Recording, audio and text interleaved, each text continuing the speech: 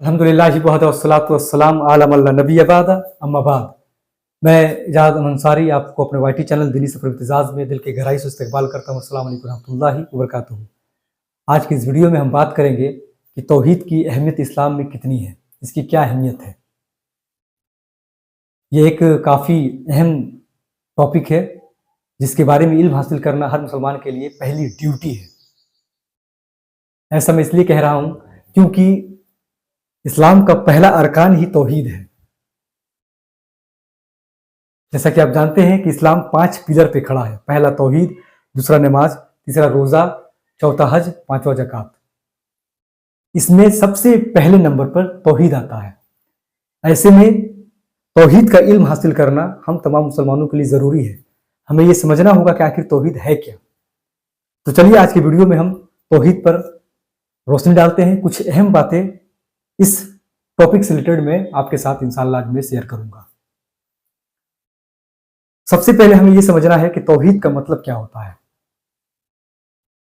और इसका तारीफ क्या है। तो मैं आपको बताऊं कि ये जो तौहीद शब्द है दरअसल ये वहदा से बना है, जिसका मतलब होता है एक अल्लाह को मानना। अगर इसकी डिफिनेशन की बात करूं तो डिफिनेशन कुछ इस तरह होगा कि एक अल्लाह को मानना, खालिस उसी की इबादत करना और उसके साथ किसी को शामिल ना करना तौहीद कहलाता है। फिर एक बार मैं चाहूंगा कि इस डिफिनेशन को मैं रिपीट कर दूं। एक अल्लाह को मानना, खालिस उसी की इबादत करना और उसके साथ किसी को शामिल ना करना तौहीद कहलाता है। इस डिफिनेशन में अगर ध्यान दिया जाए तो पता यह चलता है कि तौहीद यानी एक अल्लाह को मानना भी है और अल्लाह के बताए हुए अहकामात के मुताबिक अमल भी करना है और फिर अल्लाह के अलावे किसी को भी इबादत के लायक नहीं समझना है।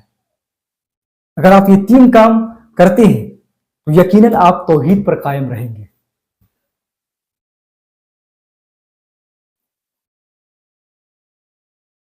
कुछ मुसलमानों को लगता है कि सिर्फ कलमाए तौहीद यानी ला इलाहा इल्लल्लाह पढ़ लेने से या मान लेने से वो आखिरत में सफल हो जाएंगे, मगर ऐसा बिल्कुल नहीं है।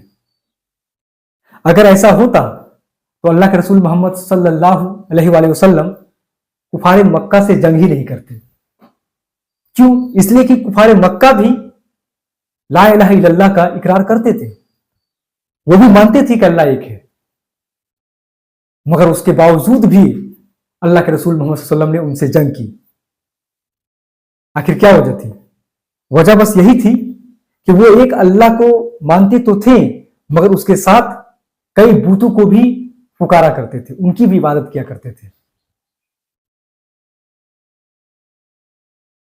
उनके आगे झुका करते थे, उनसे फरियादें मांगते थे।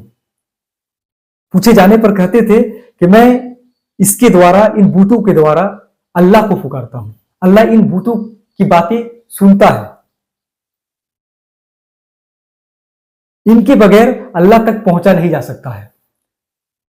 और जरा ध्यान दें कि आज भी इस तरह की सोच रखने वाले लोग मौजूद हैं।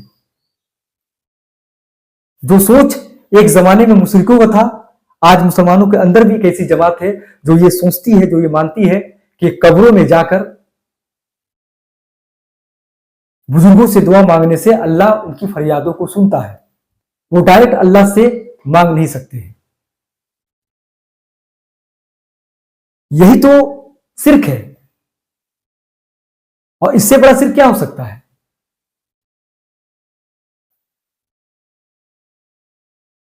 अल्लाह सुब्हानहू तआला ने सूरह फातिहा में साफ तरीके से नसीहत की है, हमें बता दिया है कि तुम ये दुआ करो, इय्याका नअबुदु व इय्याका नस्तईन, या अल्लाह मैं तेरी ही इबादत करता हूं और तुझसे ही मांगता हूं, बीच में किसी वसीले की दरकार नहीं है। ये जो वसीले बनाने की जो परंपरा चला है, ये किसी गाफिल इंसान की एक सोच है जिसने मुसलमानों के अंदर आम कर दिया है।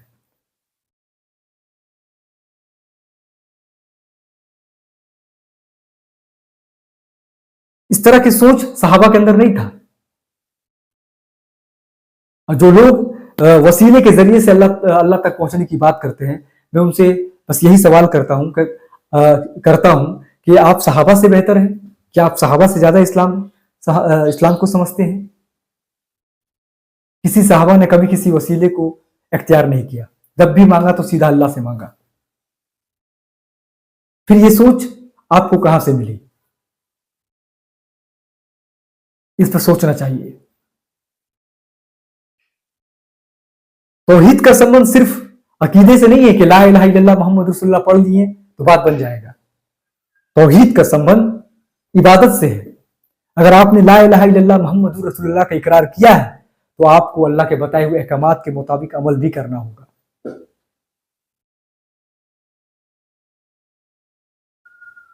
अगर आप अल्लाह के बताए हुए, अल्लाह उसके रसूल के बताए हुए अहकामात के मुताबिक अमल करते हैं तो आप ला इलाहा इल्लल्लाह का हक अदा कर रहे हैं। अगर आप ऐसा नहीं कर रहे हैं तो इसका मतलब है कि आप तौहीद पर बिल्कुल भी कायम नहीं है।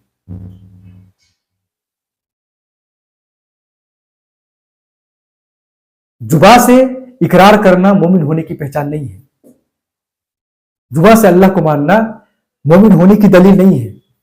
मोमिन होने के लिए आपको अल्लाह उसके रसूल की इताअत करना होगा, जैसा कि अल्लाह सुब्हानहू तआला कुरान मजीद में इरशाद फरमाता है, कुल अतिउल्लाह अतिउर रसूल। तो तुम अल्लाह उसके रसूल की इताअत करो, उसकी बातों पर चलो। सिर्फ कह देना कि हम आशिके रसूल हैं, ये खोखली दलील है, खोखली दावा है, इसमें कोई सच्चाई नहीं है। चलिए अब बात करते हैं तौहीद की अहमियत के बारे में। जब अल्लाह के रसूल मोहम्मद सल्लल्लाहु अलैहि वसल्लम को नबी बनाया गया, रसूल बनाया गया, तो आपने 10 साल तक सिर्फ तौहीद की जानकारी लोगों को दी। ये जो हम ला इलाहा इल्लल्लाह मुहम्मदुर रसूलुल्लाह पढ़ते हैं, ये पढ़ने का नाम नहीं है, ये जानने का नाम है, ये सीखने का प्रोसेस है। और अल्लाह के रसूल मोहम्मद सल्लल्लाहु अलैहि वसल्लम ने ये कहा भी है कि तुम ला इलाहा इल्लल्लाह का इल्म हासिल करो।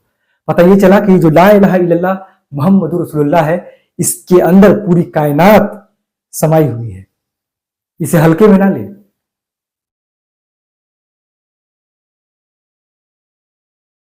जिसने तौहीद की तालीम हासिल की उसने दुनिया की सबसे बड़ी उलूम हासिल कर लिया, उसे दुनिया की सबसे बड़ी जानकारी मिल गई। जिसने अपने रब को पहचान लिया, और जिसने अपने रब को ही नहीं पहचाना, फिर दुनिया में चाहे कितना ही इल्म हासिल कर ले, उस इल्म की कोई हैसियत नहीं है, कोई मकबूलियत नहीं है। जरा आप सोचिए कि अल्लाह के रसूल मोहम्मद सल्लल्लाहु अलैहि वसल्लम नबी बनाए जाने के बाद 10 साल तक तौहीद की जानकारी दी। अगर ये कोई छोटी बात होती तो सिर्फ कलमा पढ़, अल्लाह के रसूल अपने सहाबा को कलमा पढ़ा देते, बात बन जाती। मगर ऐसा नहीं है। क्यों आखिर तौहीद पर इतना जोर दिया जाता है? इसे जानने के लिए मैं आपके सामने एक हदीस पेश कर रहा हूं। सही बुखारी हदीस नंबर 2856 में अल्लाह के रसूल मोहम्मद सल्लल्लाहु अलैहि वसल्लम ने फरमाया कि जो शख्स तौहीद पर कायम रहा और कभी शिर्क नहीं किया तो ऐसे शख्स यकीनन जन्नत में जाएंगे। उनके लिए जन्नत कंफर्म है। अल्लाह ऐसे लोगों को कभी भी जहन्नम में डाल नहीं सकता है जिनका तौहीद मजबूत रहा। मगर अफसोस की बात है कि आज भी बहुत से ऐसे मुस्लिम हैं जिनको तौहीद का मतलब बिल्कुल पता नहीं है। वो सिर्फ बदगुमानी में, खुशफहमी में जिंदगी जिए जा रहे हैं। उनको लगता है कि सिर्फ ला इलाहा इल्लल्लाह का इकरार कर लेने से उनको जन्नत मिल जाएगी।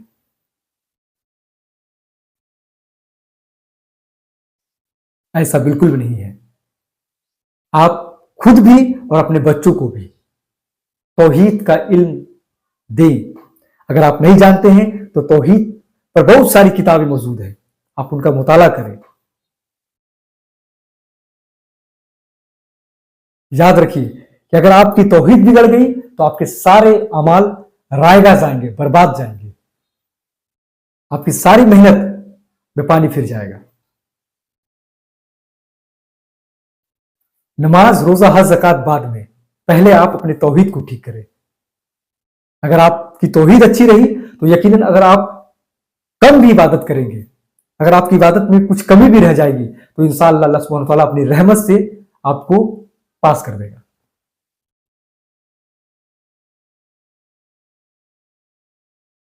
मुझे उम्मीद है कि इस वीडियो से हमारे व्यूअर्स, हमारे मुस्लिम भाई एक पॉजिटिव लर्निंग लेंगे और तौहीद का इल्म हासिल करने में अपना समय लगाएंगे। वमा अलैना इल्लल बलाग। अस्सलामु अलैकुम रहमतुल्लाहि